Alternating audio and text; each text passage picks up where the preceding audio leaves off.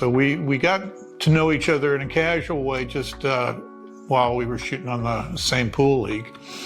Well, it wasn't too long. It was probably about a year or so after we met that she ended up getting divorced. And a while after that, I asked Vicki out on a date. And so we went out, and our first date didn't go very well. You want to tell them about that? Yeah, you forgot my name. And that was probably the longest 30 seconds of my life, I'll tell you. So eventually, I did remember her name, which was good. And we went through the night, and it didn't end as a very successful first date. So we stayed friends, but we didn't date for a good while after that. It was about 9 months before we went out again. And after that, our relationship developed and fell in love, and we got married. And then we moved to Tallahassee probably about 2 years later. My mom was living with us, and she had health issues, so we moved her here with us so John could take a job as a manager for a Radio Shack store, and I worked for Department of Juvenile Justice. We did okay, but I think probably started experiencing some marital problems, I don't know, maybe 5 or 6 years after we moved here. I don't know if it was that long. When her mom was gone, all of a sudden we looked at one another, and we had been so focused on either our careers, our work, or so focused on taking care of her mom, we looked at one another, and it just, the relationship was almost empty at the time. One of the issues that I was getting into is I was getting more involved in pornography.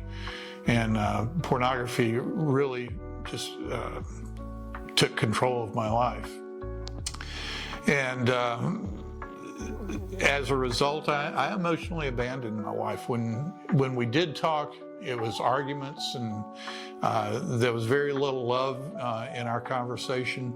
So I emotionally abandoned my wife. So when she says that she had an affair, I feel as though I sort of drove her there with the way that I was relating to her. And then that led to me filing for divorce, and that's how we ended up at the courthouse that day. Went in front of the judge, and I'll let you tell that part of it. So the day that of our divorce, we go before this judge, and she was very businesslike. She said, do you agree to this? She asked Vicki, do you agree to this divorce? And Vicki said yes. And she asked me, and it's a no-fault divorce state, so all it takes is one person to get a divorce. I said, I guess I do.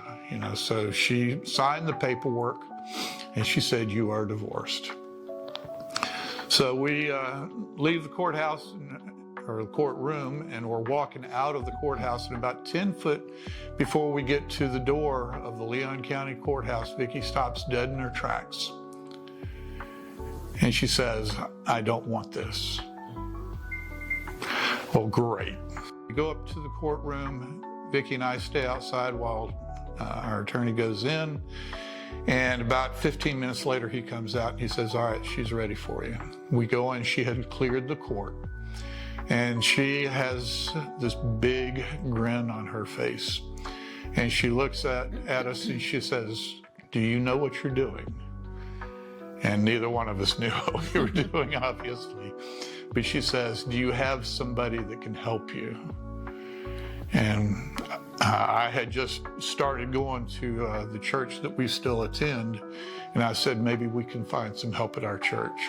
And she says, good, as long as it's good Christian counseling. We had community group at our church, and it was probably 2, maybe 3 years, I guess, after we reconciled. Your mom and your dad, the Albertsons, Richard and Elizabeth, came to our community group.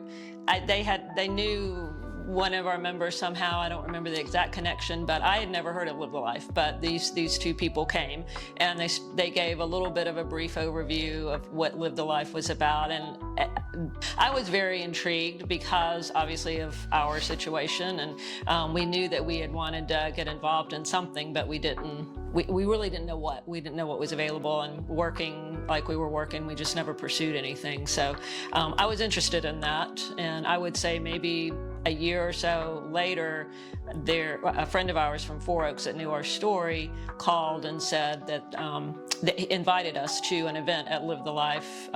They were starting a program called Marriage Enrichment for him, and invited us to come and hear about it, and we did, and we were really just blown away by what we heard and what was being offered. So we decided to join that and sign up for that and go through that program, which was just really amazing for our marriage. And then we became table hosts. We went through that for several years and got to know Richard and Elizabeth better, and other folks that were working there at the time. And Richard was starting a Hope Weekend that was just getting off the ground, so he started talking to me a little bit about that. And that Hope Weekend, there was 12 couples, and they were all either pastors or missionaries and their spouses, who were all struggling with their marriages in one way or another.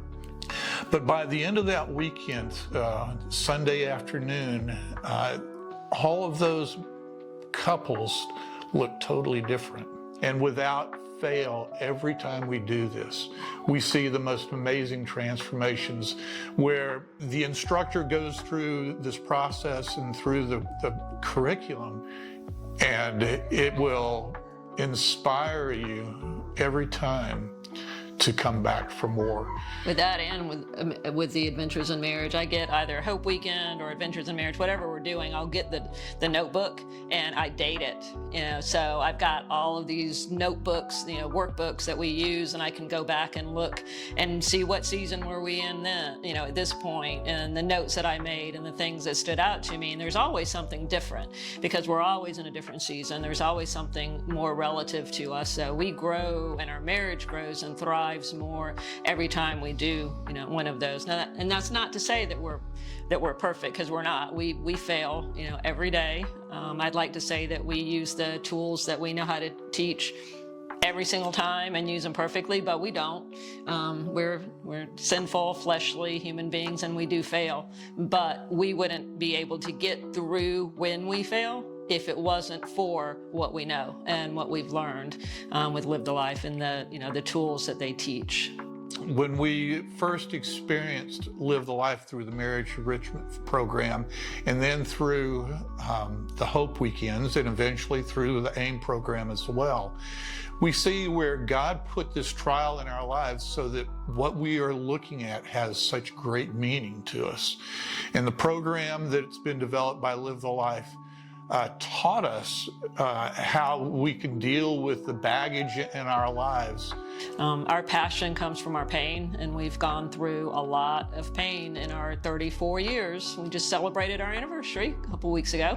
Our 34 years of marriage, we've gone through a lot of pain, and to see other couples get it and realize that they're not alone and that there's help for them and that they can use these tools, that for me was the reason that I started coaching and demonstrating the tools and helping out in that area. As far as being on the board, I also want to be a part of change and growth, and I see where Live the Life was probably 15 years ago when we got involved, and just all the growth over those years. And I want to be a part of that. Being a donor, it's you give where your heart is, and that's why we give to Live the Life financially, as well as our time and efforts and everything.